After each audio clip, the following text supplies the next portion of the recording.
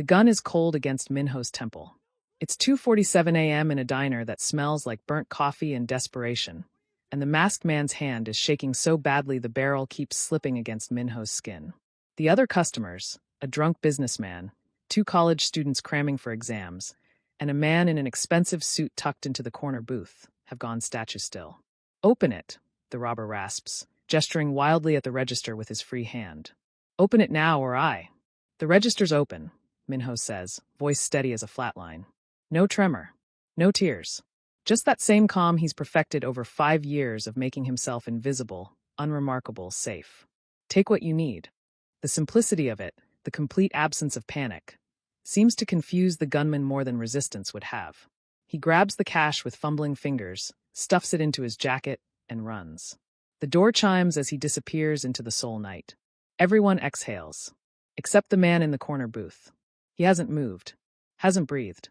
His pupils are blown wide, and his fingers have gone white-knuckled around the coffee cup that's been cold for an hour. Because beneath the fluorescent lights and the suppressant patches Minho wears religiously, beneath 5 years of distance and carefully constructed anonymity, he knows that voice. More than that, he knows that scent. Faint, muted, clinging to the edges of his alpha senses like a ghost. Rain-soaked asphalt. Antiseptic. The metallic tang of blood that shouldn't be there but is, buried in the memory. Kang Tae-jun's hands start to shake. Minho's life exists in the narrow hours between midnight and dawn, in a 24-hour diner in Itaewon where the neon sign flickers and half the light bulbs are burned out. It's the kind of place where nobody asks questions, where fake IDs and cash-only transactions are the currency of survival, where an Omega can work a double shift without anyone noticing the suppressant patches beneath his collar. He's been here for 3 years. Long enough that the regulars know his order preference, black coffee, no sugar. Short enough that nobody knows his real story. He keeps his head down, his scent locked tight, his voice carefully neutral. The world is full of alphas who think an Omega's calm is an invitation, who mistake composure for submission. Minho learned a long time ago that the trick to staying safe is staying unnoticed. But the robbery changes that. It happens fast. One moment he's wiping down tables. The next there's a gun and a demand and the awful, electric silence of violence about to happen. Minho's hindbrain screams Omega, vulnerable, submit, but his mouth opens and that voice comes out. The one he used 5 years ago in an alley that smelled like rain and dying alpha, when he'd pressed his jacket against a stranger's bullet wound and talked him through the sirens arriving. The register's open. Take what you need. Across the room, Kang Tae-jun, who came to this diner at 2 a.m. because he saw a viral video 3 hours ago, who sat in the corner booth waiting to confirm what his instincts were screaming, freezes. Because it's not just the voice. It's the way Minho's fingers don't shake when he opens the register. The way his pulse stays steady when the gun presses against his temple, visible in the delicate column of his throat. The way his scent, barely there, choked under suppressants, but unmistakable to an alpha who has spent 5 years searching for the Omega who saved his life. Whispers of that rainy night. The night Tae-jun was 24 and bleeding out behind a dumpster after a failed hit, when his lieutenants had left him for dead and his alpha was howling for him to fight, survive, kill. An Omega in a stained work uniform had found him, and instead of running, had stayed. Had pressed cloth to the wound and said, "You're going to be fine. Help is coming. Just keep breathing. That's it. You're doing good." That voice. Steady. Certain. Unshakable. Tae-jun never got his name. He searched for years. Every hospital record, every witness statement, every CCTV camera in a 3-block radius. Nothing. The Omega had vanished like smoke. Until tonight. Until a robbery went viral and 2.4 million people watched an Omega waitress stare down a gun without flinching. Tae-jun saw the video on his phone at 11:30 p.m. and felt his entire world tilt sideways. Now he sits in a diner at 2:47 a.m., watching Minho move through the aftermath. Reassuring the college students, giving statements to the police who arrive 15 minutes too late, wiping down the counter with hands that still don't shake. And Tae-jun realizes with a certainty that settles in his bones like inevitability. He's found him. The Omega who saved his life has been hiding in plain sight for 5 years, wearing suppressants and anonymity like armor, trying so hard to be invisible that the world almost believed it. But Kang Tae-jun is very good at finding things that don't want to be found. And he always pays his debts. Before I tell you what happens next, subscribe to Starry-Eyed Lovers, and tell me where you're watching from. Minho doesn't see the video until it's already too late. He gets home at 6:47 a.m., bones aching from the double shift, and finds Hannah camped out on their threadbare couch with her laptop balanced on her knees and her eyes too wide, too bright. She's supposed to be asleep. She has physical therapy at 9, and the sessions drain her, leave her gray-faced and trembling for hours afterward. Instead, she's staring at her screen like it's showing her the end of the world. "Appa," she says, and her voice cracks on the word. "Appa, you need to see this." Minho's hindbrain flares with alarm before his conscious mind catches up. He crosses the tiny apartment in 3 steps, suppressant patches itching under his collar, and looks over her shoulder. It's him. The video is playing on loop, shaky phone camera footage from one of the college students, probably because the angle is low and off-center. But the image is unmistakable. Minho with a gun pressed to his temple, fingers steady on the register, voice cutting through the chaos with that terrible, practiced calm. The register's open. Take what you need. The view count sits in the corner like an accusation. 2.4 million. "Hannah," Minho says carefully, throat closing around the word. "When did this?" "It's been up for 6 hours. She scrolls down, and the comments section unfolds like a wound. Someone posted it on Twitter around midnight. Then it got picked up by one of those viral accounts, and then another, and Appa, everyone's seen this. Minho's fingers find the edge of the couch. He grips it hard enough that his knuckles go white, hard enough that the pain grounds him when his omega instincts start screaming exposed, vulnerable, run. The comments scroll past in a blur. Ice in her veins. How is she so calm? Waitress of steel. I would have been sobbing. Who is she? Does anyone know her name? That voice, though. So soothing. She talked him down like a therapist. 2:47 a.m. in Itaewon. Anyone recognize the diner? Minho stops breathing. They're trying to figure out where you work, Hannah says, voice small. Some of them have already guessed. There's only 3 24-hour diners in that part of Itaewon, and someone posted photos comparing the window reflections. Appa, they're going to find you. I know, Minho says, but the words come out mechanical, distant. Like someone else is piloting his body while his brain tries to process the magnitude of what's happening. 5 years. He spent 5 years building this life, carefully, painstakingly, one anonymous shift at a time. No social media. No photographs. No trail for Sung-ho or any other alpha to follow back to him.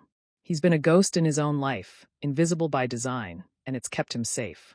Now 2 million people know his face. Hannah's fingers hover over the trackpad. There's more, she says quietly. People are. They're calling you a hero. Some of them want to interview you. There's a journalist from Hankiori who's asking people to help identify you. And, Appa, one of the comments says someone recognized you from a different video. From 5 years ago. Minho's blood turns to ice. What? I don't know what it means. Hannah clicks on a nested thread, and a username appears at truthseeker_soul. This person says they remember another viral video from 2021, an ambulance scene in Gangnam. They say there was someone who looked like you giving first aid to a stabbing victim. They're asking if it's the same person. The alley. The rain. Taejun's blood soaking through Minho's jacket while he applied pressure and lied through his teeth that everything would be fine. Minho's suppressants itch. His scent glands pulse beneath the adhesive, trying to release the bitter spike of fear that his hindbrain keeps generating. He breathes through his mouth, counts to 7, forces his voice to stay level. Hannah, I need you to close the laptop. But, close it, please. She does slowly, reluctance written in every movement. The apartment goes quiet except for the hum of the refrigerator and the distant sound of morning traffic through the walls. Hannah looks up at him with those 2 old eyes, the ones she got after their parents died, and Minho became the only thing standing between her and the foster system. You're scared, she says. Not a question. Minho sits down beside her, careful not to let their shoulders touch. Physical contact makes the omega instincts worse, makes him want to curl around her and scent mark, and do all the things that would make them both targets. I'm careful, he corrects. There's a difference. Is this about Sung-ho? The name lands between them like a grenade. Minho hasn't spoken about Sung-ho in 3 years. Hasn't let himself think the name. Hasn't acknowledged the shape of that particular nightmare. But Hannah was 12 when Minho finally got them both out, when he'd packed their lives into 2 duffel bags and run in the middle of the night. She remembers. She knows. Partially, Minho admits, because lying to Hannah has never worked and he's too tired to try. But it's not just him. It's, Hannah, you know what happens when omegas get attention. Especially omegas who don't have packs, who aren't bonded. The wrong kind of alpha sees this video, decides I'm a challenge, Hannah finishes, voice bitter. Yeah, I know. Minho's phone buzzes in his pocket. Once. Twice. 7 times in rapid succession. He doesn't need to check it to know what's happening. His co-workers, the ones who are documented enough to have his number, are seeing the video. Mr. Cho is seeing the video. Every alpha in a 50-kilometer radius who thinks an unbonded omega is fair game is seeing the video. The walls are closing in. Hannah reaches over and takes his hand. Her fingers are small and cold and scarred from all the IVs, all the surgeries, all the ways her body has tried to fail her while Minho fought to keep her alive. What are you going to do? She asks. Minho looks at their joined hands and thinks about the rent notice tucked in the kitchen drawer. The one that says they have 14 days before eviction. The medical bills stacked on the counter like a tower of impossible choices. The suppressant prescription that's running low and costs 80,000 Korean wons to refill. He thinks about invisibility, and how it was the only currency that mattered, and how he just lost it in 6 hours of algorithm-driven virality. I don't know, he says, and it's the most honest thing he's said in years. His phone buzzes again. This time, it doesn't stop. Outside, Seoul is waking up. Inside, Minho sits in the apartment that's supposed to be a haven and feels exposure creeping across his skin like frostbite. Somewhere in the city, 2 million people have seen his face. Somewhere in the comments section, someone is still trying to figure out his name. And somewhere, Minho knows this with a certainty that makes his suppressants burn. Someone is already on their way to find him. 5 years earlier, the alley smells like rain and rotting garbage. And Minho is 19 years old and so broke that he's been rationing instant noodles for 3 days. It's 4:17 a.m., and he's taking the shortcut through the Gangnam back streets because the subway doesn't run this late, and he can't afford a taxi and his feet are screaming from 8 hours of standing. His backpack digs into his shoulders. Textbooks he can't afford to replace. A uniform that needs washing. The last 3,000 Korean wons in his wallet that has to last until Friday. He's thinking about Hannah's school fees. About the landlord who keeps calling. About the statistics exam he has in 6 hours that he hasn't studied for, because sleeping is a luxury and studying is a dream and surviving is all he has energy for. He's not thinking about the man slumped against the dumpster until he's almost past him. The smell hits first. Copper thick and wet, cutting through the garbage stench and the rain-slick concrete. Then the visual registers. Expensive suit, black and tailored, soaked through. Designer shoes. And blood. So much blood pooling on the asphalt that Minho's hindbrain shorts out for a full 3 seconds. The man's head is tilted back against the metal dumpster, throat exposed, and even through the rain and the blood and the distance, Minho can smell what he is. Alpha. Every omega instinct Minho has screams run. This alpha smells like gunpowder and violence and something darker, something that makes Minho's suppressants burn against his skin. Even dying. And he is dying. Minho can see the wet shine of exposed muscle through the torn shirt, the way his breathing is shallow and wrong. This alpha radiates danger like heat off asphalt. Minho's feet stop moving. He should keep walking. Should pull out his phone and call emergency services from 2 blocks away where it's safe, where an alpha can't grab him and claim him and destroy what's left of his carefully rationed life. He's 19 and broke and responsible for a 12-year-old sister, and getting involved with a dying alpha in a Gangnam back alley is the kind of decision that ruins people. The man's eyes crack open. They're dark, unfocused, struggling to track. His lips move soundlessly. Minho watches his own hand pull his phone from his pocket. Watches his feet carry him closer. Close enough that the blood smell makes his stomach clench. Close enough that he can see the man's pupils are blown wide with shock. Hey, Minho says, and his voice comes out steadier than it has any right to. Stay with me. Can you hear me? The alpha's gaze finally finds him. Something flickers in those dark eyes, confusion, maybe, or surprise that an omega is standing here instead of running. His lips shape a word that might be go, or might be no, or might be nothing at all. Minho is already dialing emergency services. Already shrugging off his jacket. The only jacket he owns, the one he bought secondhand 3 months ago. The operator picks up on the second ring. I need an ambulance. Gangnam-gu, the alley behind. Minho rattles off the cross streets, keeps his voice level even as he drops to his knees in blood that soaks through his jeans immediately. Stab wound, looks like the abdomen. He's conscious but in shock. Yes, I'll stay on the line. He presses the jacket against the wound, and the alpha makes a sound like a wounded animal. His hand comes up, fast, faster than someone losing this much blood should be able to move, and catches Minho's wrist in a grip that would shatter bone if he had the strength behind it. Easy, Minho says, the same voice he uses when Hannah wakes up from nightmares. I'm helping. I'm not going to hurt you. The Alpha's fingers loosen fractionally. His scent spikes, aggression and pain and something underneath that Minho's Omega hindbrain wants to call protect, which is insane because this man is a stranger and dangerous and probably involved in something that ends with bodies in alleys. What's your name? Minho asks, pressing harder against the wound. The jacket is already soaked through. Can you tell me your name? The Alpha's mouth opens, closes. His breathing is getting worse, more labored. Okay, that's okay. You don't have to talk. Minho adjusts his position, uses his free hand to check for other wounds. Finds 2 more, shallow cuts on the ribs, defensive wounds maybe. Help is coming. They're 5 minutes out. You're going to be fine. Do you understand? You're going to be fine. It's a lie. Minho can see the way the blood keeps coming, can hear the sirens in the distance, but they're not close enough, not fast enough. The Alpha is going to die here in this alley that smells like garbage and rain. And Minho is going to watch it happen with his jacket pressed uselessly against a wound that won't stop bleeding. But lying is what you do. Lying is how you get people through the impossible. Keep breathing, Minho says, and his voice doesn't shake, doesn't break. That's it. In and out. You're doing good. Just stay with me. The Alpha's eyes lock onto his. Something in that gaze sharpens, focuses, like Minho's voice is a lifeline in the dark. His fingers find Minho's wrist again, gentler this time, almost careful. Like he's trying to hold on to something real. You smell like, the Alpha's voice is wrecked, barely audible. Like rain. Minho doesn't know what to say to that. His scent shouldn't be readable through the suppressants, but maybe blood loss does something to Alpha senses, strips away the chemical barriers. The ambulance is 3 minutes away, he says instead. Stay awake. Can you do that for me? Stay awake. The Alpha's thumb moves against the inside of Minho's wrist, right over his pulse point. His scent shifts. Less aggression, more something Minho doesn't have a name for. Why didn't you run? He asks. I don't know, Minho admits. And it's true.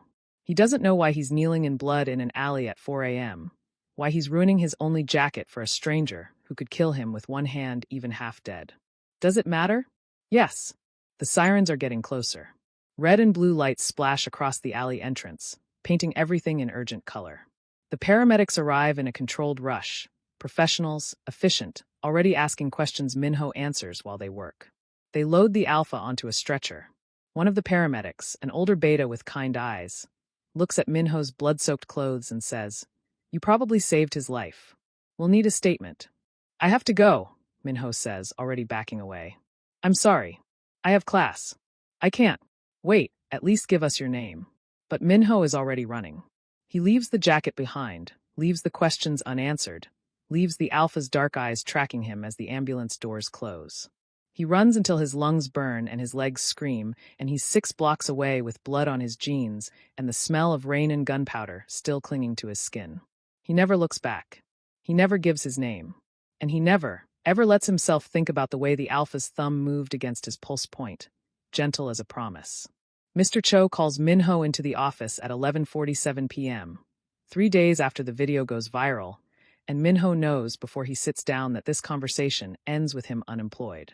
The office is barely large enough for the desk and 2 chairs. Walls plastered with health code violations Mr. Cho has been ignoring for 6 years and a calendar from 2019 that nobody's bothered to replace. It smells like cigarette smoke and old kimchi, and Mr. Cho won't meet Minho's eyes. You're a good worker, Mr. Cho says, fingers drumming against the desk.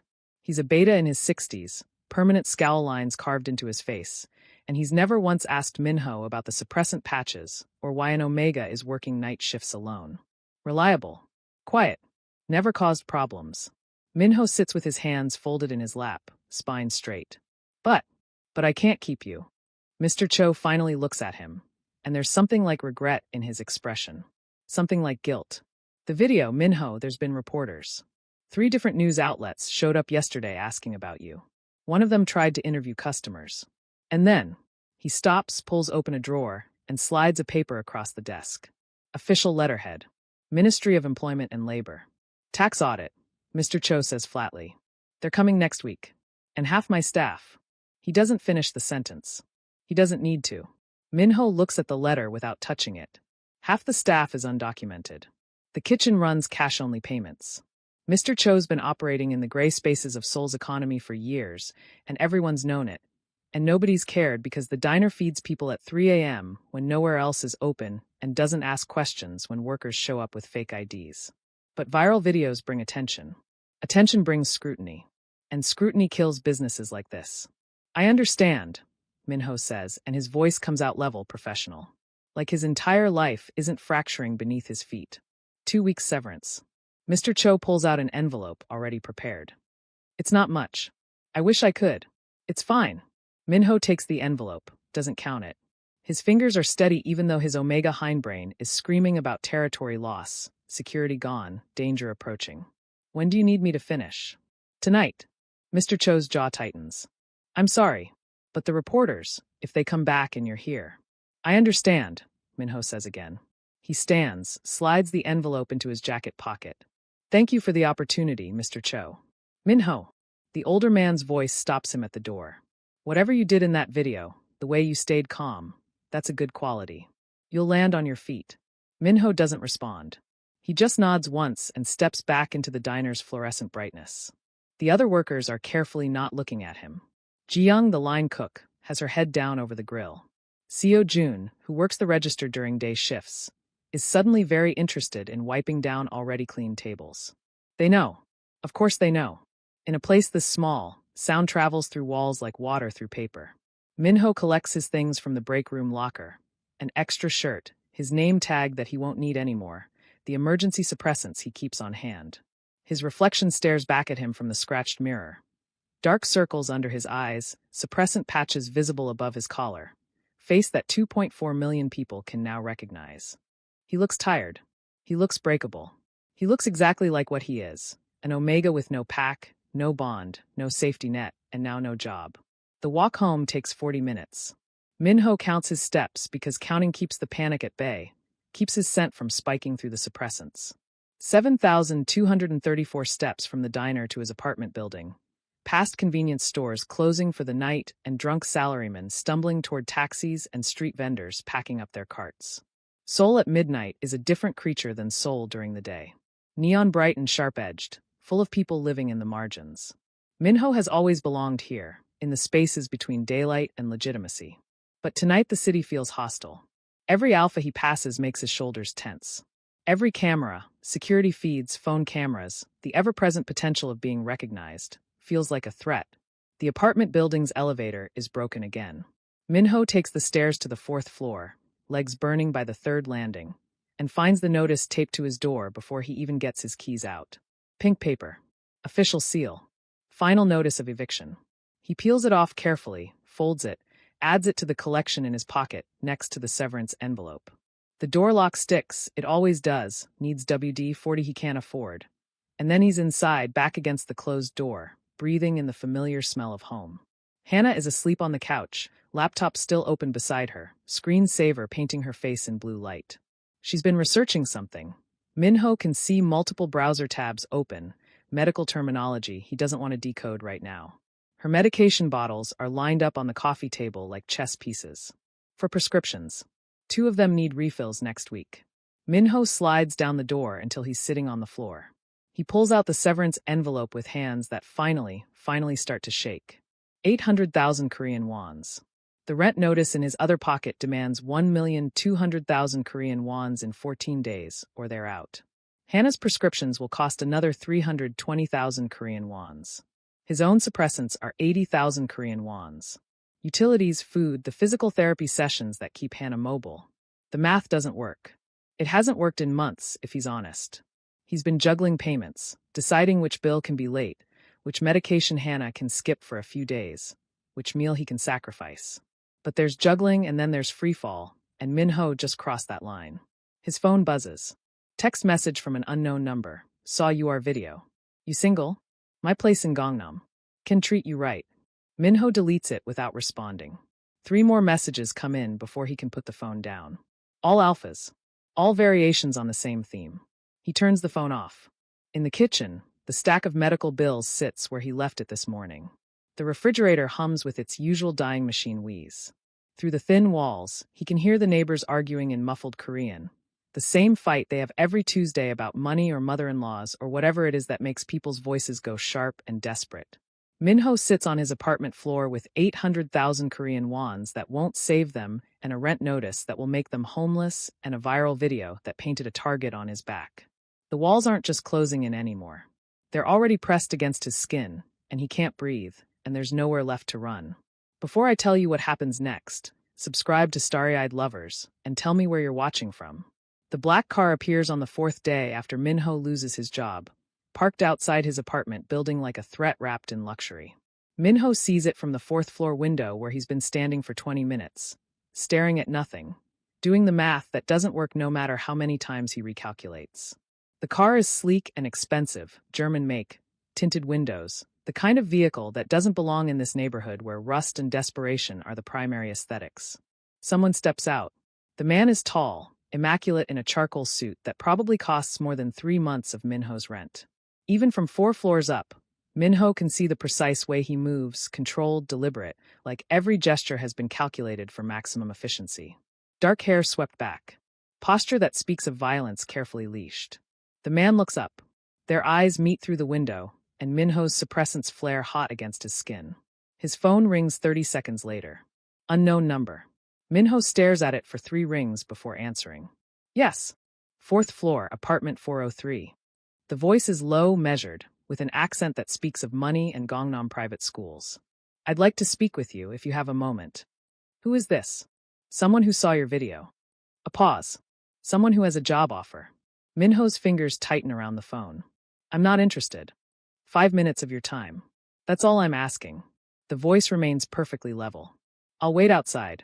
Your choice whether to come down. The line goes dead. Minho stands in his apartment for 2 full minutes, weighing options he doesn't have. The rent notice is still on the counter. Hannah's prescription bottles are still lined up like accusations. The severance money is already half gone. He paid the electricity bill yesterday to keep the lights on for another month. He goes downstairs. The man is waiting by the car, hands in his pockets, expression neutral.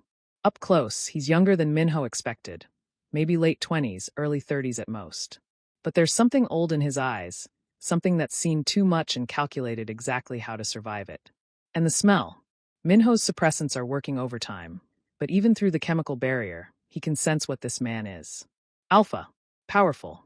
Dangerous in the way that apex predators are dangerous, not through aggression but through absolute certainty of dominance. Lee Minho. It's not a question. Minho stops 3 meters away, far enough that the alpha's presence doesn't press against his skin like humidity. You have 5 minutes. The man reaches into his jacket, slowly, telegraphing the movement, and pulls out a business card.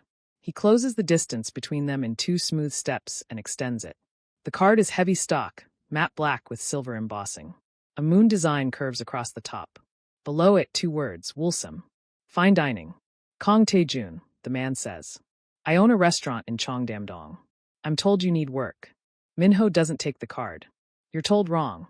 Are you employed currently? That's none of your business. You were fired 3 days ago from the Itaewon diner. Tae-jun's voice remains perfectly calm, stating facts without judgment. The video made you a liability. Mr. Cho couldn't afford the attention. Minho's scent spikes, anger and fear mixed together, and his suppressants burn trying to contain it. Are you having me followed? I made inquiries. Tae-jun still holds the card out between them. You handled a dangerous situation with exceptional composure. That's a rare quality. I'm told you don't panic. So you hunted me down to offer me a job? Minho's laugh is sharp, humorless. What kind of restaurant owner does that? The kind who recognizes talent when he sees it. Tae-jun's eyes, dark, intense, unreadable, stay locked on Minho's face. The kind who pays well for discretion and competence. There's something underneath those words, some weight that Minho can't decode. This close, he can see details. The precise knot of Tae-jun's tie, the expensive watch on his wrist, the faint scar along his jawline that disappears into his collar. The way his posture is relaxed, but his muscles are coiled, like he's ready to move in any direction at any moment. This man is not just a restaurant owner. I'm not interested, Minho says again, putting every ounce of conviction into the words. Whatever you're offering, whatever you want, no. Tae-jun's expression doesn't change. He lowers the card, but doesn't put it away. May I ask why? Because I don't know you. Because this, Minho gestures at the car, the suit, the entire situation. is not normal. Restaurant owners don't track down viral video subjects and show up at their apartments. So whatever this is really about, I want no part of it. For the first time, something flickers in Taejun's eyes. Respect, maybe. Or recognition. You're right to be cautious, he says quietly. Especially given what you are. Minho goes very still. Excuse me? Your suppressants are good quality, but not perfect. Taejun's voice drops lower, private. I can smell what you're hiding, Lee Minho SSI. And I'm telling you that at Woolsome, you'd be safe. Protected. No questions asked about designation or documentation, or why an Omega is working alone. The words should sound like a threat. Instead, they sound like a promise. I don't need protection, Minho says, but his voice wavers. I need to be left alone. And I'm leaving. Taejun steps back, restoring the distance between them.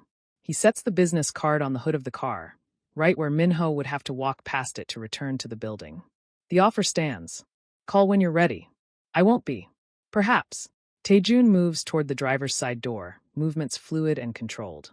But if you change your mind, the starting salary is 4.5 million Korean wons monthly. Housing assistance available if needed.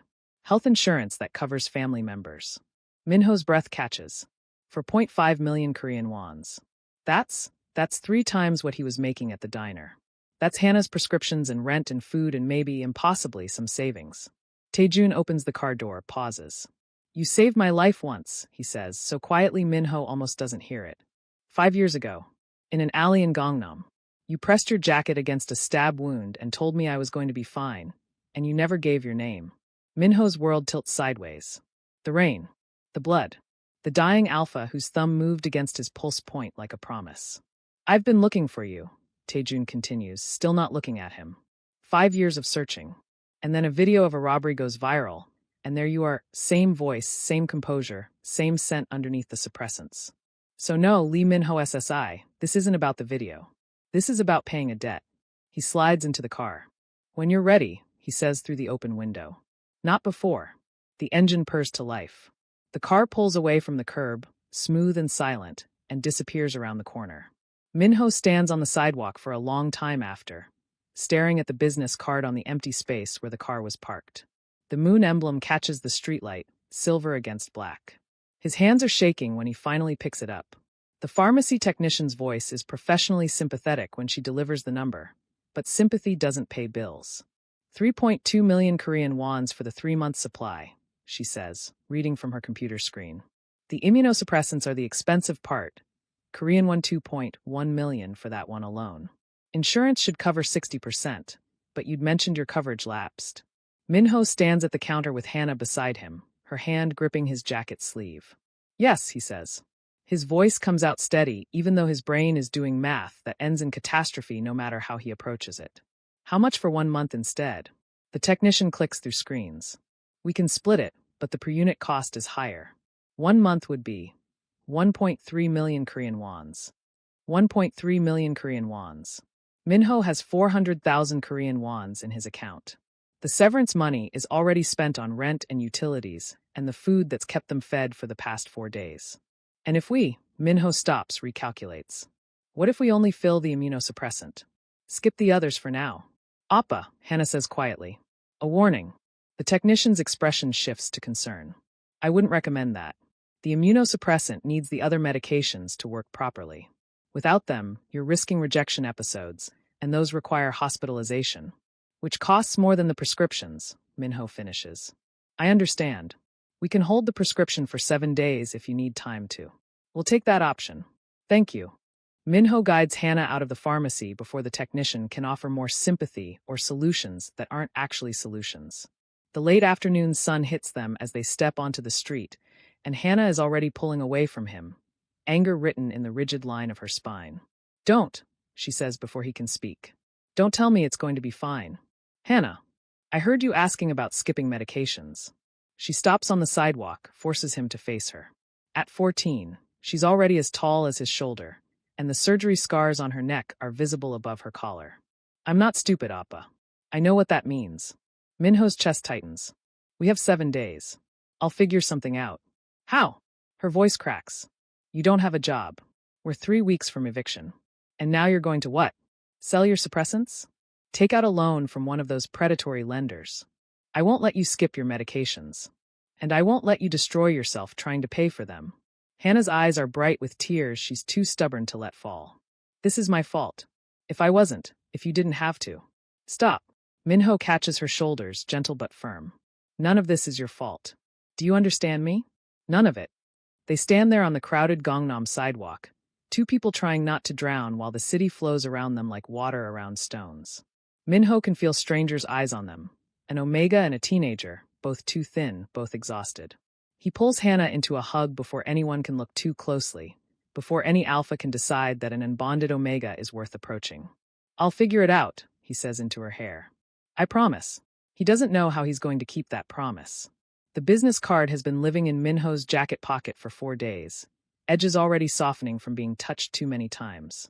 He takes it out that night after Hannah falls asleep, sits at the kitchen table under the flickering light, and stares at it like it might spontaneously combust. Wholesome. Fine dining. Below the name, a phone number embossed in silver. For 0.5 million Korean wons monthly. Housing assistance. Health insurance that covers family members. Minho sets the card on the table. Picks it up. Sets it down again. This is not what independence looks like. This is not the life he's spent 5 years building. The carefully constructed walls that keep alphas out and safety in. Accepting help from Kang Tae-jun means accepting something more complicated than a job. It means acknowledging the debt between them, the night in the alley that Minho has tried so hard to forget. It means letting someone see him, really see him. Omega and desperate, and 1 bad week away from complete collapse. His phone sits next to the card. The clock on the microwave reads 2:17 a.m. Minho stares at both for 3 hours. At 5:23 a.m., when the sky is just starting to lighten and his eyes are burning from exhaustion, he picks up the phone. The number rings 4 times. Minho is preparing to leave a voicemail, already composing the words in his head, formal and distant, when the line connects. Lee Minho SSI. Taejun's voice is alert, no trace of sleep. I wasn't expecting to hear from you. Minho's carefully prepared speech evaporates. You said the job offer stands. It does. And the health insurance, you said it covers family members? A pause. Minho can hear something in the background. Traffic, maybe, or voices. Taejun isn't home. At 5:23 a.m., he isn't home. It covers immediate family, yes. Parents, siblings, children. Full coverage, no pre-existing condition exclusions. Minho closes his eyes. My sister needs expensive medications. Immunosuppressants. Her insurance lapsed when He stops, forces himself to continue. The prescriptions cost 3.2 million Korean wons for 3 months. I can't pay that. I need the insurance active immediately, not after a probation period. Done. I haven't. You don't even know what I'm agreeing to. You're agreeing to work at Woolsome, Taejun says, voice calm and matter of fact. Everything else we discuss later. The insurance activates today. I'll have my assistant send you the policy information within the hour. It's too easy. Too simple. Minho's Omega instincts are screaming that there's a catch, that alphas don't give without taking, that debt compounds into ownership if you're not careful. Why are you doing this? Minho asks. And don't tell me it's about the alley. 5 years is a long time to carry a debt. Is it? Taejun's voice drops lower. You saved my life. You asked nothing in return. Not my name, not money, not even acknowledgement. Do you know how rare that is, Minho SSI? Someone who gives without expecting to take. Minho doesn't have an answer for that.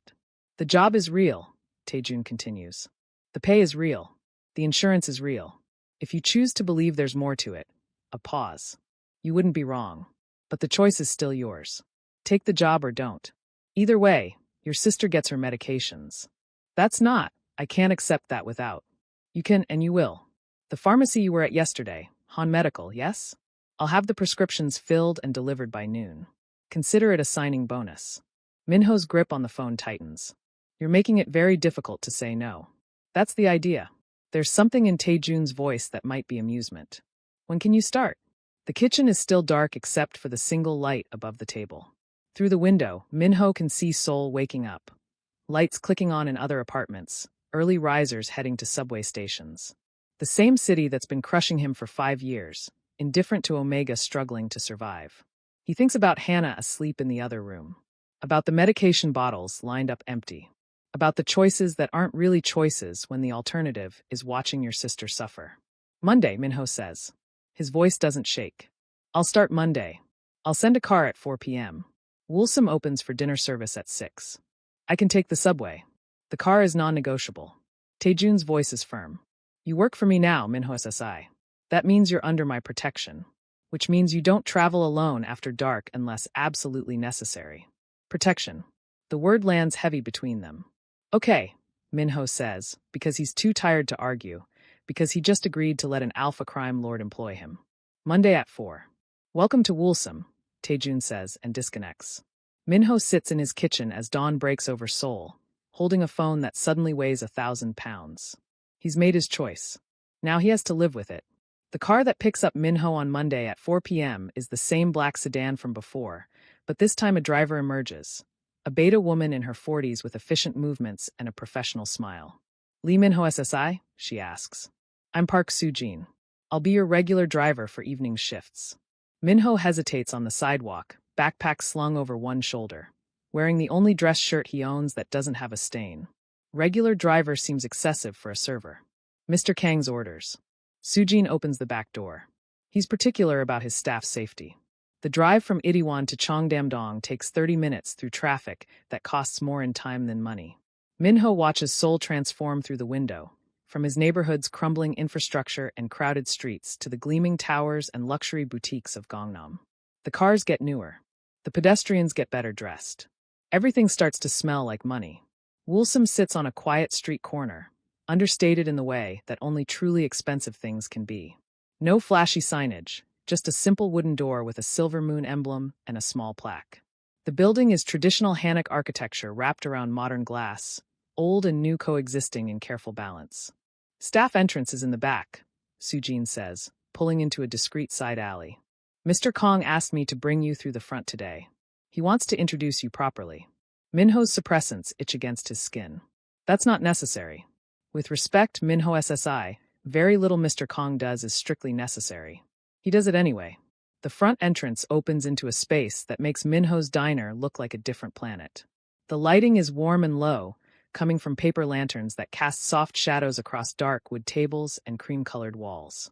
The air smells like jasmine and expensive alcohol. Everything is clean, not the industrial bleach clean of the diner, but the kind of clean that costs money to maintain. The kind where someone polishes the glassware until it gleams and folds napkins into perfect triangles. There are 12 tables. Minho counts them automatically. 12 tables, 48 seats maximum, but the spacing is generous enough that it feels intimate rather than crowded. The kitchen is visible through a glass partition, all stainless steel and organized chaos, nothing like Mr. Cho's grease-stained operation. A woman in a crisp white shirt and black apron approaches.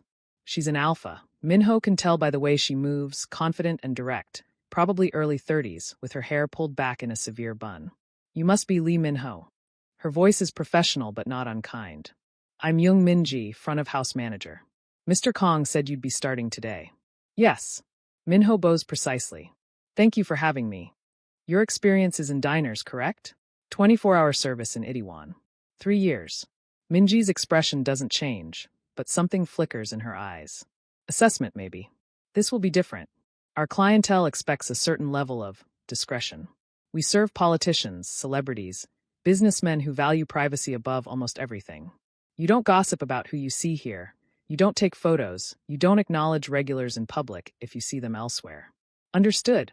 Understood. Good. Minji pulls out a tablet, already bringing up what looks like a training schedule. We'll start you on prep work and side duties for the first week. Learn the menu, learn the wine list, observe the flow. If you do well, you'll move to serving by week 2. We run a tight operation here. Mr. Kong doesn't tolerate sloppiness. The way she says Mr. Kong carries weight. Not quite fear, but definitely respect edged with caution. I noticed you're an Omega, Minji continues, voice dropping lower. The suppressants are good quality, but in case you were worried, we have 3 Omegas on staff, 2 betas, and 4 alphas including myself. Mr. Kong has a zero-tolerance policy for designation-based harassment. Anyone makes you uncomfortable, you report it immediately. To me or to him directly. Minho nods slowly. Has that been a problem before? Once. Minji's smile is sharp. The alpha in question no longer works here. Or anywhere in Seoul's restaurant industry, from what I hear. There's a story there, but Minho doesn't ask. The kitchen staff is preparing for dinner service when Minji walks him through. The head chef, a beta man named Kim Jae-sung who looks like he hasn't slept in 3 days, barely glances at Min-ho before rattling off instructions about plate presentation and temperature requirements. The sous chef, an Omega woman named Lee Yuna, is more welcoming, showing Min-ho where supplies are kept and explaining the evening's menu in rapid-fire detail. Tasting menu tonight, Yuna says, pulling out perfectly organized mise en place containers. 8 courses. Wine pairings optional, but most tables take them. The second course has pine nuts, always confirm allergies. Third course can be modified for vegetarian, but needs 20 minutes notice. Questions? Not yet, Minho says, trying to commit everything to memory. You'll do fine. Minji wouldn't have hired you if she didn't think you could handle it. Yuna pauses, lowers her voice. Word of advice? Don't be intimidated by Mr. Kong. He looks scary, but he's fair. More fair than most alphas I've worked for. He's here often? Every night during service. Sometimes he stays in his office upstairs, sometimes he works the floor. He likes to know what's happening in his restaurant. Minho files that information away, unsure how he feels about it. Dinner service starts at 6. By 6:15, every table is full, and Minho understands immediately why wine costs more than his rent. The clientele is exactly what Minji described. Older men in expensive suits, women with jewelry that catches the light, couples who speak in hushed tones about things Minho doesn't recognize. Everyone moves with the careful precision of people who have money and power and know exactly how to wield both. He spends the first hour shadowing another server, a beta named Park Jin-woo who's been at Woolsome for 2 years. Jin-woo moves through the tables like water, anticipating needs before guests voice them, pouring wine at exactly the right moment, clearing plates with practiced invisibility. The trick, Jin-woo murmurs as they pass through the kitchen, is to be present but not noticed. They want perfect service, but they don't want to see the work. Minho watches, learns, stays quiet. Taejun appears at 7:30. He doesn't announce himself, doesn't make an entrance. One moment the floor is just Minji and the servers, and the next Taejun is there, standing near the host's stand in another immaculate suit, scanning the room with those dark, unreadable eyes. The atmosphere shifts immediately. The staff doesn't stop working. If anything, they become more efficient, more precise. But there's a new tension in their movements, a hyper-awareness of his presence. Minji straightens her posture. Yuna calls orders from the kitchen with extra clarity. Even the guests seem to sense something, conversations dropping in volume. Taejun's gaze finds Minho across the room. Their eyes meet for 3 seconds, long enough for Minho's suppressants to flare hot, long enough for his hindbrain to register alpha, powerful, dangerous. And then Taejun looks away, attention shifting to a table near the window.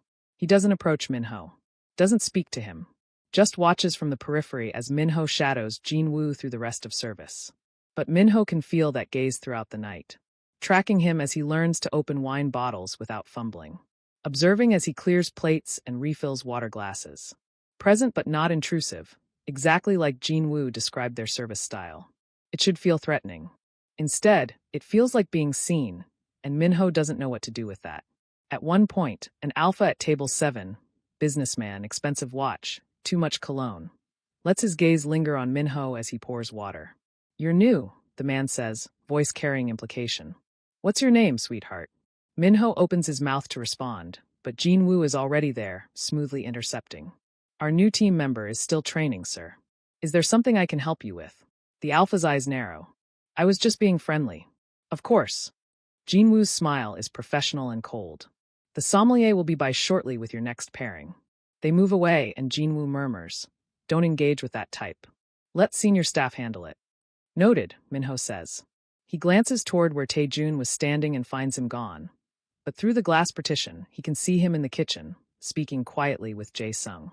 Whatever he's saying makes the head chef nod quickly, deferentially. Service ends at 11 p.m. The last guests leave at 11:47, and the staff begins the closing routine. Clearing tables, resetting for tomorrow, counting inventory. Minho works alongside Yuna in the kitchen, learning how they organize prep for the next day. Taejun reappears near midnight. Minho is wiping down counters when he senses the shift in air pressure that means an alpha has entered the space. He looks up, finds Taejun leaning against the doorframe, jacket off and shirt sleeves rolled to his elbows. That's when Minho sees them. Bruises. Dark purple and yellow-green, spreading across Taejun's knuckles like watercolor stains. Fresh enough that they're still swollen, old enough that they've started to fade. The kind of bruises you get from hitting something hard, repeatedly. Good first night? Taejun asks, voice casual. Minho drags his gaze away from those hands. Yes. Thank you. Minji says you're a quick study. I'm motivated. I noticed. Taejun's expression doesn't change, but something in his eyes softens fractionally. Sujin will drive you home. Same time tomorrow. Same time, Minho confirms. Taejun nods once and disappears back into the dining room. Minho stares at the empty doorway for a long moment, then returns to wiping counters. He doesn't ask about the bruises. He doesn't ask what kind of restaurant owner needs to hit things hard enough to damage their own hands. He just files it away with all the other observations he's collecting about Kang Taejun. The way other alphas give him space, the way the staff respects him with an edge of wariness, the way he watches Minho like he's trying to solve an equation. The car ride home is quiet. Minho counts the streetlights and tries not to think about how easily he's slipping into this new life, how the weight of Taejun's attention feels less threatening than it should, how those bruised knuckles look both dangerous and strangely, inexplicably careful. It becomes a routine on Thursday nights. Minho has been at Woolsome for 3 weeks when he notices the pattern. Thursday is inventory night. The night when the weekend deliveries need to be prepped and organized, when the walk-in freezer gets reorganized, when someone needs to stay late and make sure everything is ready for Friday's rush. Usually it's Yuna or Jae-sung, but they both have families, early mornings, lives that exist outside the restaurant's walls. Minho volunteers. He tells himself it's practical. The extra hours mean extra pay, and Hannah's medication costs don't stop just because he has a better job now. He tells himself it's easier to work when the kitchen is quiet, when there's no service pressure, when he can move through tasks at his own pace. He doesn't let himself examine why he's not surprised. The first Thursday he stays late, when Taejun appears in the kitchen at 12:47 a.m. with his jacket off and his tie loosened. "You're still here," Taejun says. Not a question. Minho looks up from the inventory clipboard. Thursday prep. Someone needs to do it. Jae-sung usually handles this. Jae-sung has a 6-year-old daughter who needs him home before 1 a.m. Minho returns his attention to counting sauce containers. I don't. Taejun is quiet for a moment. Then, I'll be in the office if you need anything. Second floor, last door on the right. He disappears up the back stairs, and Minho continues working in the silence of an empty restaurant. An hour later, Minho is elbow-deep in reorganizing the walk-in when he hears footsteps behind him. He turns to find Taejun standing in the doorway, holding 2 cups of tea. Break, Taejun says, extending 1 cup. You've been in the cold for 40 minutes. Minho's fingers are numb. He hadn't noticed. I'm almost done. The inventory will still be here in 10 minutes. Taejun doesn't lower the cup. Your health is more important than my freezer organization. It's the casual certainty in those words. Your health is more important. That makes Minho's suppressants flare warm. He takes the tea, careful not to let their fingers touch, and follows Taejun out into the kitchen's ambient warmth. They sit at the prep station. Taejun on one side, Minho on the other, 2 meters of stainless steel between them. The tea is chrysanthemum, slightly sweet, exactly the right temperature. Minho wraps his hands around the cup and lets the heat seep back into his fingers. You don't have to stay late, Taejun says after a long silence. The inventory can wait until morning. I don't mind. That's not what I asked. Minho looks up. Taejun is watching him with that steady, unreadable gaze, and for once Minho doesn't look away. I work better alone, he says honestly. When the kitchen is empty. When there's he stops, recalibrates. I like the quiet. Something shifts in Taejun's expression. Understanding, maybe. So do I. They finish their tea in silence. Taejun takes both cups when they're done, rinses them in the sink with movements that suggest familiarity with the space. Not just an owner who visits occasionally, but someone who knows where everything lives. I'll be upstairs, he says, working on quarterly reports. Come get me if you need help with anything heavy. I can manage. I know you can. Taejun's eyes hold his for a beat too long. But you don't have to. He leaves before Minho can respond. The next Thursday, Taejun appears at 1:15 a.m. with tea and a small plate of yagua that someone must have brought in from a nearby bakery. The Thursday after that, he stays in the kitchen instead of going upstairs, working through paperwork at the corner prep station while Minho counts inventory and reorganizes shelves. They don't talk much. Sometimes Taejun asks a question about supply orders or menu planning. Sometimes Minho mentions something that needs repair, a loose handle on the walk-in door, a temperamental burner on Station 3. But mostly they exist in companionable silence, the kind that doesn't demand conversation to fill space. Minho discovers that Taejun is left-handed, that he has a habit of rolling his neck when he's been staring at spreadsheets too long, that his knuckles are always bruised, sometimes fresh and swollen, sometimes faded to yellow-green, but never completely healed. Thursday nights seem to catch them in the middle stages, a week after whatever causes the damage. Minho doesn't ask about the bruises. Taejun doesn't ask why an Omega is working alone in the middle of the night instead of home, where it's safe. They've built their rhythm on things left unsaid. The first time Minho doesn't flinch happens on a Thursday in his 5th week. He's reaching for a container on the top shelf of the dry storage, standing on his toes, fingers just brushing the edge, when Taejun appears beside him and retrieves it in one smooth motion. Close enough that Minho can smell him through the suppressants, that cedar and rain scent that all alphas have but somehow distinctly Taejun. Close enough that Minho's hindbrain should be screaming danger, retreat, protect. Instead, Minho just takes the container and says, "Thank you." Taejun goes very still. "You didn't," he stops. Starts again. "You're not afraid of me." It's not a question, but Minho answers anyway. "Should I be? Most Omegas are. When they find out what I am. A restaurant owner?" Taejun's laugh is quiet, humorless. "Among other things." Minho sets the container on the prep counter, keeps his movements deliberate and calm. "I know you're not just a restaurant owner," he says. "The bruises on your knuckles. The way other alphas treat you. Not just respect, but fear. The security system here is more sophisticated than most banks. The staff doesn't ask questions about late deliveries or why certain VIP guests get private rooms with soundproofing. And yet you're still here. You offered me a job when I had nothing. You paid for my sister's medications before I'd worked a single shift. You've never once touched me without permission or used your alpha voice or made me feel like being an Omega makes me lesser." Minho meets Taejun's gaze directly. "Whatever else you are, you've been nothing but fair to me. So no, I'm not afraid." The silence that follows is heavy with things neither of them know how to say. "You should be more careful," Taejun says finally, voice low. "Trusting people like me." "People like you?" "Dangerous people." Minho thinks about the alley 5 years ago. About pressing his jacket against a stranger's wound and staying when every instinct told him to run. About how this same alpha tracked him down not to collect a debt, but to pay one. "I think," Minho says carefully, "that you're less dangerous than you want people to believe." Taejun's expression does something complicated. "Don't mistake control for safety," Minho SSI. "I've hurt people. I'll hurt more before this life is done. Have you ever hurt someone who didn't deserve it?" The question hangs between them. "No," Taejun says after a long moment. "But the definition of deserve is subjective. So is danger." They're standing closer than Minho realized. Close enough that he can see the faint scar on Taejun's jawline, the one that disappears into his collar.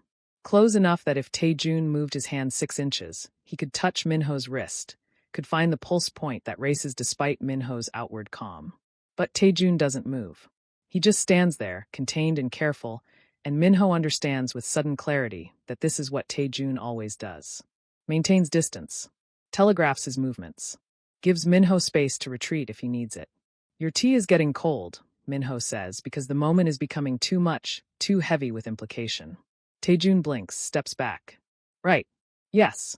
He returns to his paperwork, and Minho returns to inventory, and the spell breaks like morning fog. But something has shifted. The next Thursday, when Taejun brings tea, his fingers brush Minho's as he passes the cup. Just the barest contact, barely a second, but Minho doesn't pull away. Just lets it happen, lets his skin register the warmth of Taejun's hand before the moment passes.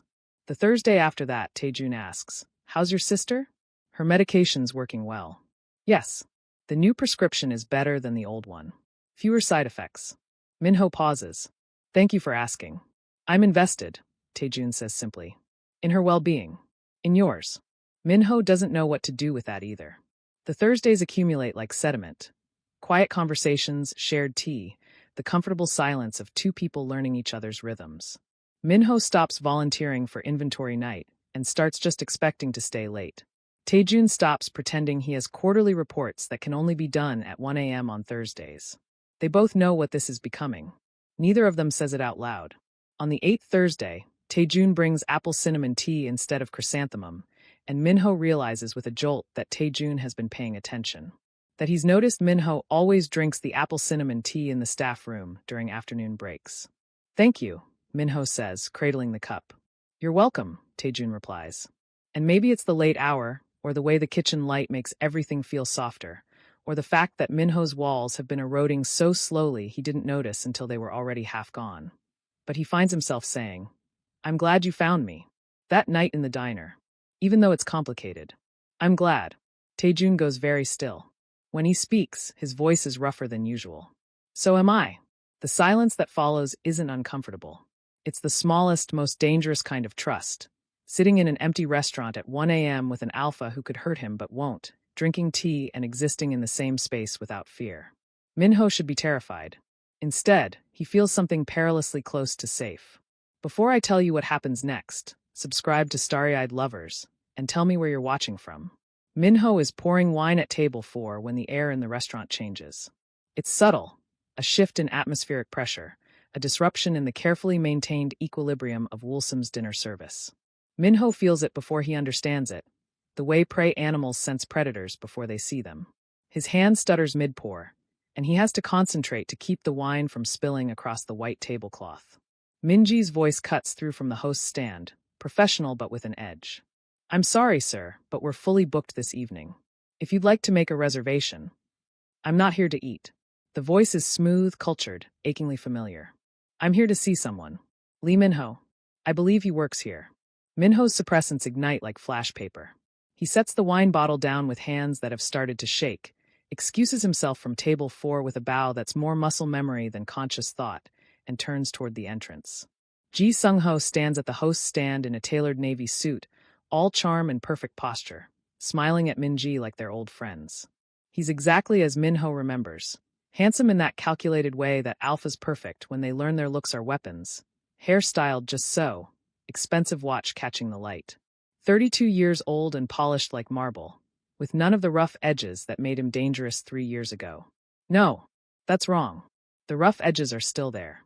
He's just better at hiding them now. Their eyes meet across the restaurant, and Sung-ho's smile widens. Min Ho-ya, he says, warmth dripping from the informal address like honey laced with arsenic. There you are. I've been so worried. Minho's scent spikes, fear bitter and sharp as scorched metal, before his suppressants slam down like a prison door. But it's too late. Several guests have looked up, noses twitching. 2 alphas at table 7 exchange glances. The Omega couple at table 2 shifts uncomfortably. Minho forces his feet to move forward, keeps his voice level. Sung-ho Sasai. This isn't a good time. Isn't it? Sung-ho's gaze travels over Minho's server uniform, the restaurant's elegant interior, lands back on his face with something that looks like possession. You disappeared 3 years ago. No goodbye, no explanation. I've been looking everywhere for you, and then, he laughs, soft and intimate. There you are, in a viral video, standing so calm with a gun to your head. I knew it was you immediately. Minji is still at the host's stand, posture rigid. Sir, if you're not a guest, I'll have to ask you to. I'm an old friend. Sung-ho doesn't look at her, doesn't break eye contact with Minho. Just want to catch up with Minho here. Make sure he's doing well. You understand. I'm fine, Minho says. His voice comes out too tight, too controlled. You need to leave. But we have so much to talk about. Sung-ho takes a step forward, and Minho's body responds before his brain catches up. One step back, shoulders tensing, fight or flight response screaming through suppressants that are barely holding. I've missed you, Minho-ya. We were good together, weren't we? Before you got those ideas in your head about leaving. The temperature in the restaurant drops 10 degrees. Minho feels him before he sees him.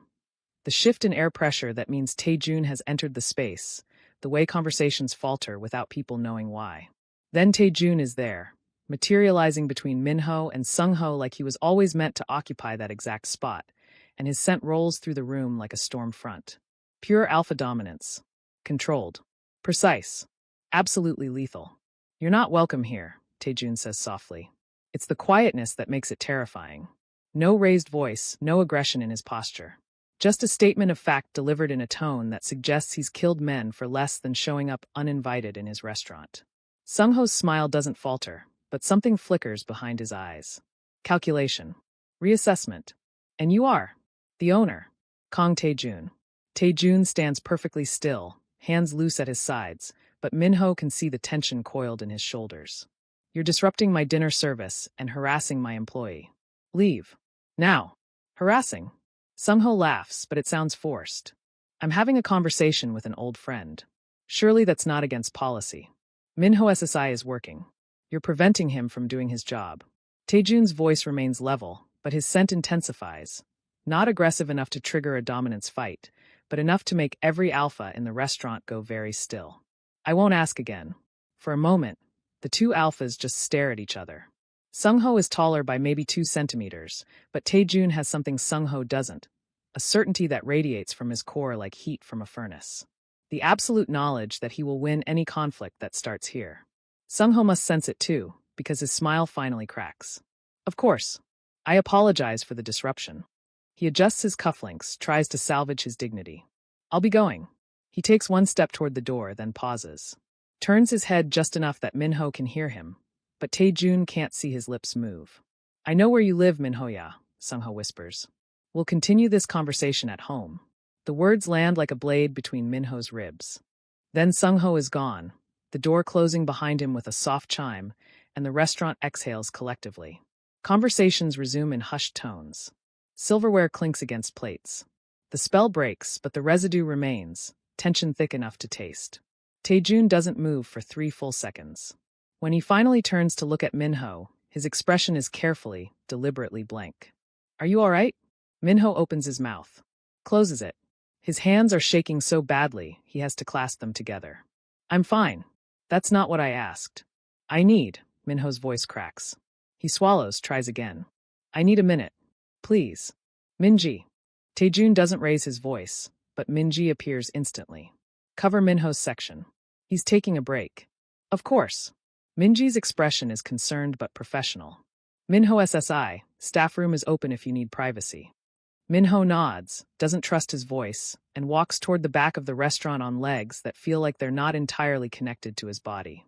He makes it to the staff room, closes the door, leans against it, and focuses on breathing. In. Out. Count to 7. Don't let the panic win. His suppressants are burning. His scent glands are trying to release distress signals that the patches are barely containing. Every Omega instinct is screaming that he's been found, that the predator knows where his den is, that there's nowhere safe anymore. I know where you live. Of course Sungho knows. The video made Minho visible. The internet is forever, and obsessive alphas have resources. Sungho probably hired someone to track him down within days of the robbery video going viral. Has probably been watching, waiting, planning the perfect moment to reappear.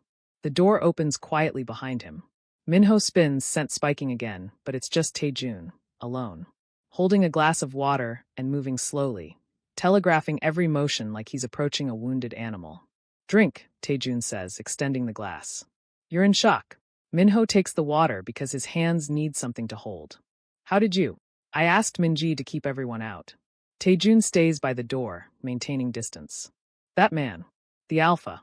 Who is he? Ex-partner. The words taste like ash. From 3 years ago. The one you ran from.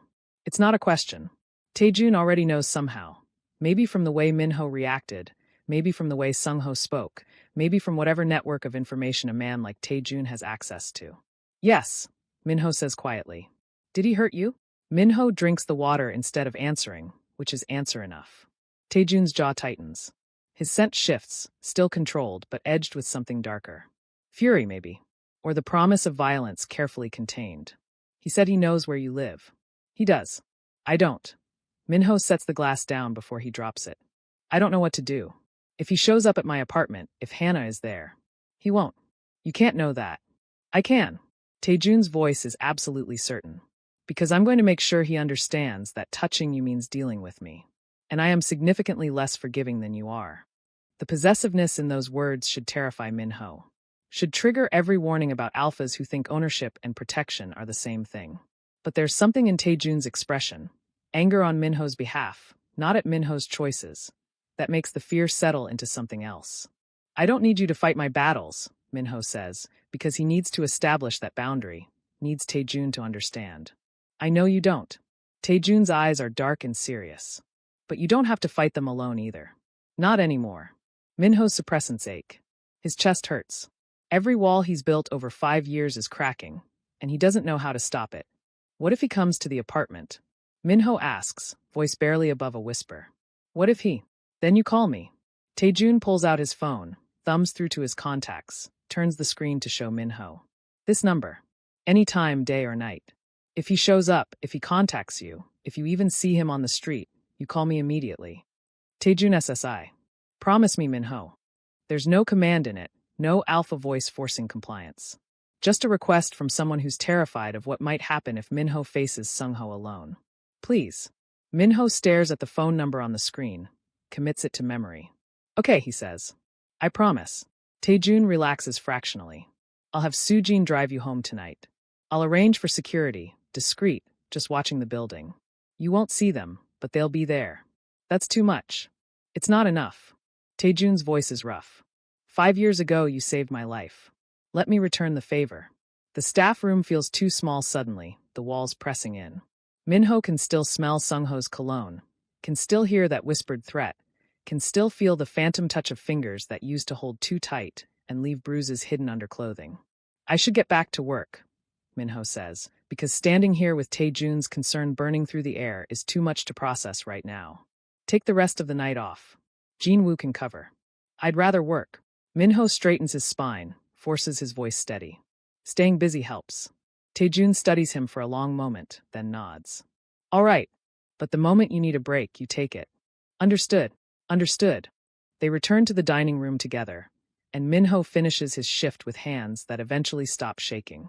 But he can feel Taejun's gaze tracking him throughout the night, a constant presence that's both reassuring and terrifying in its intensity.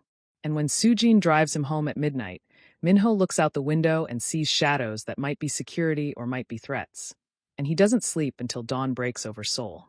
Minho knows something is wrong the moment he opens the apartment door. The lock wasn't broken. That's what makes his stomach drop. Sungho has a key. Either the old one from 3 years ago that Minho never thought to have the landlord change, or a new one he somehow acquired. The implication sits heavy in Minho's chest. Sungho has been planning this. The apartment smells like him. That cologne, expensive, woody, suffocating, cutting through the familiar sense of home like smoke through clean air. Hannah. Minho calls out, voice sharp with sudden fear. Hannah, are you here? No answer. She's supposed to be at her friend Ji-won's house for a study session. Should be there until 8. Minho checks his phone, 6:47 p.m. He has an hour, maybe less. She's not home, a voice says from the kitchen. Calm. Familiar. Wrong. I made sure to arrive when she wouldn't be here.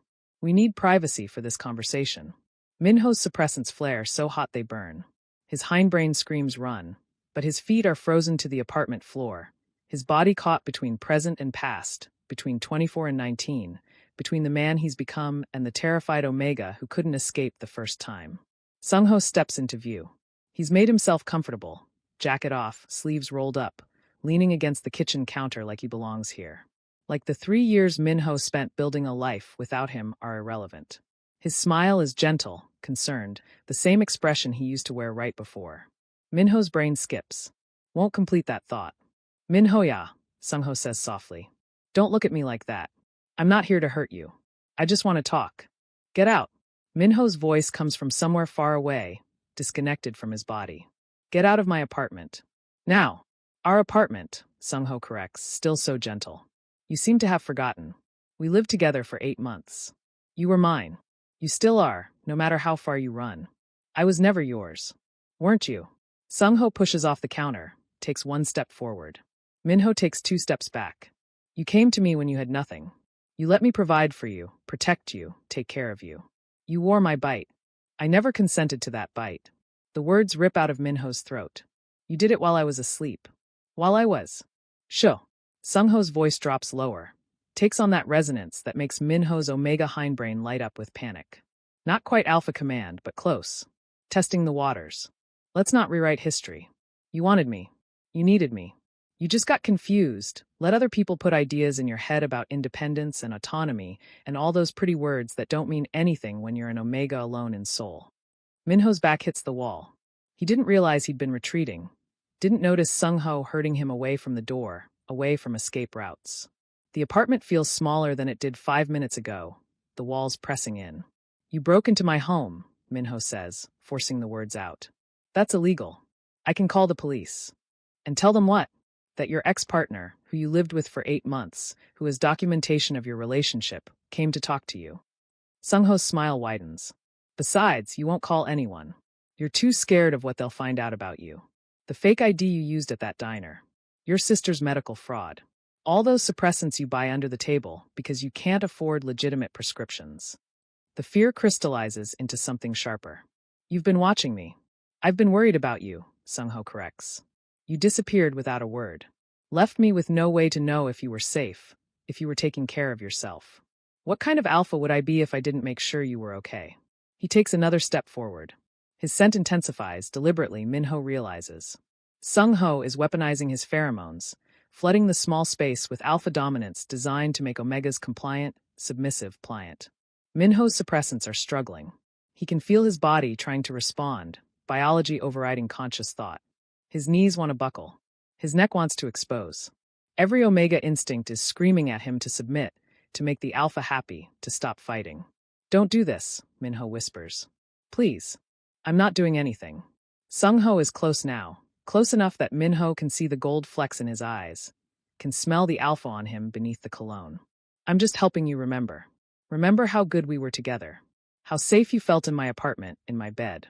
How you didn't have to worry about rent or jobs or taking care of a sick sister, because I handled everything. You trapped me. I loved you. Sung-ho's hand comes up, slow, careful, and touches Minho's cheek. The contact makes Minho's skin crawl, but his body won't move away. The pheromones are too strong, his suppressants too overwhelmed. I still do. That's why I'm here. To bring you home. This is my home. This. Sung-ho glances around the tiny apartment with poorly disguised contempt. This falling-apart box where you can barely afford utilities? Where your sister sleeps on a couch because you can't afford a 2-bedroom. Minho-ya, I'm offering you better. Come back to me. Let me take care of you the way you deserve. Minho's throat closes up. He can't breathe. Can't think. The kitchen walls are pressing in and Sung-ho's scent is everywhere, and his body won't obey the commands his brain is screaming. Then Sung-ho's voice drops into alpha command. Look at me. Minho's gaze snaps up involuntarily. His Omega hindbrain has seized control, overriding every defense mechanism he's built. He's shaking, pupils blown wide, suppressants failing catastrophically. There you are, Sung-ho murmurs. My good Omega. You belong with me, Minho. You've always belonged with me. All this, he gestures vaguely. This running, this pretending to be independent, it's just you being scared. But you don't have to be scared anymore. I'm here. I'll fix everything. Minho tries to speak, but his voice won't work. His body has shut down, some primal defense mechanism kicking in when fight and flight both become impossible. He's 19 again, trapped in Sung-ho's Gangnam apartment, watching the door lock from the wrong side. He's every Omega who learned too late that some alphas see protect and possess as synonyms. You're going to come with me, Sung-ho says, still using that terrible gentle voice. We're going to go back to my place, and you're going to remember why you loved me. And this time, his fingers tighten slightly on Minho's face. You're not going to run. Because if you do, I'll make sure your sister's medical fraud gets reported. I'll make sure everyone knows what you are. I'll make sure you never work in this city again. The threats slide over Minho like oil. He can hear them, can process them intellectually, but his body is somewhere else entirely. Dissociating. Shutting down. Protecting itself the only way it knows how. He doesn't hear the apartment door open. Doesn't register Hannah's voice calling out, Appa, I forgot my. Doesn't see her stop in the doorway. Doesn't see her face go white. Doesn't see her pull out her phone with shaking hands. He's just gone. Staring at nothing. Body present, but mind somewhere far away where alpha commands can't reach and pheromones can't hurt. What the? Sung-ho spins around. Who are you? His sister. Hannah's voice is shaking but furious. Get away from him. The sister. Of course. Sung-ho releases Minho, who doesn't move, doesn't blink. You're the reason he ran, aren't you? Fed him all those ideas about leaving. Well, you can visit. Once he's settled back in with me, you can. Hannah is already dialing. I'm calling the police, she says. Go ahead. I haven't done anything illegal. You broke into our apartment. I have a key. From 3 years ago. That's trespassing. Hannah's eyes dart to Minho, still frozen against the wall. Appa. Appa, can you hear me? Minho doesn't respond. Hannah's expression crumples for half a second, then hardens into something fierce.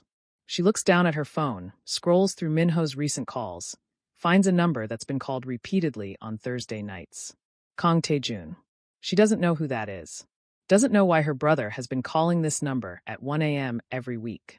But it's there, and the police will take 20 minutes to arrive, and Minho is somewhere else entirely and Hannah needs help now. She presses call. It rings twice. Minho SSI. The voice is male, concerned. Is everything? This isn't Minho, Hannah says, words tumbling out. I'm his sister. There's someone in our apartment. An alpha. My brother is. He's not responding.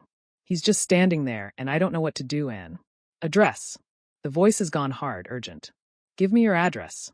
Now. Hannah rattles it off. Lock yourself in a room, the man says. I'm 15 minutes away. Don't engage with the alpha. Just stay safe until I get there. But Minho. I'm coming. 15 minutes. Can you do that? Hannah looks at her brother, still frozen, eyes vacant. Looks at Sung-ho, who's watching this interaction with growing unease. Yes, she says. Hurry. The line stays open. And somewhere across Seoul, a black car begins moving very, very fast. Taejun arrives in 13 minutes. Hannah hears the footsteps on the stairs, quick, controlled, purposeful. And then he's there in the doorway. Expensive suit slightly disheveled, hair falling into his eyes, breathing harder than someone who just climbed 4 flights should be. Behind him, 2 men in dark clothing take positions in the hallway, silent and efficient. Where? Taejun asks Hannah, voice low. She points to the kitchen. The alpha left 5 minutes ago. Through the window. Fire escape. Her voice cracks. Minho Appa won't talk. Won't move. I don't know what to do. Taejun's jaw tightens. He looks toward the kitchen, and something complicated crosses his face. Not anger, though there's fury there, carefully banked, but something softer. Something that looks like understanding. Stay here, he tells Hannah. I'll handle this. He approaches the kitchen the way someone approaches wounded animals.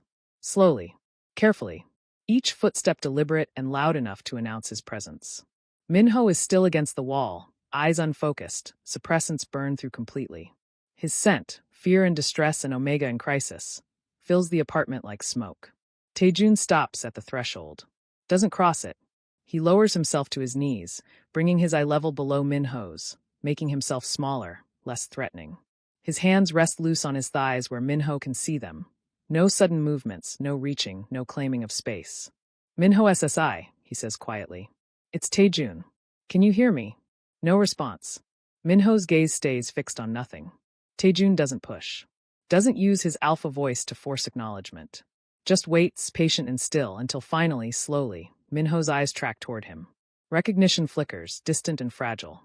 He's gone, Taejun says. The alpha who was here. He's gone. You're safe now. Minho's lips move soundlessly. What do you need? Taejun asks, and his voice is so gentle it hurts. Tell me what you need, Minho SSI, and I'll do it. The question seems to reach through the dissociation. Minho blinks once, twice, and something comes back into his eyes. Not all the way, not yet, but enough that his voice works when he finally speaks. Stay. It's barely a whisper. Just stay. Okay, Taejun says immediately. I'll stay. He doesn't move closer. Doesn't try to touch. Doesn't attempt comfort that Minho hasn't explicitly asked for. Instead, he shifts to sit against the opposite wall, legs crossed, hands visible. 3 meters of kitchen floor between them. Space. Distance. Choice. I'm not going anywhere, Taejun says. Take all the time you need. They sit like that for 17 minutes. Hannah hovers in the doorway, uncertain, until Taejun gestures her in with a slight movement of his head.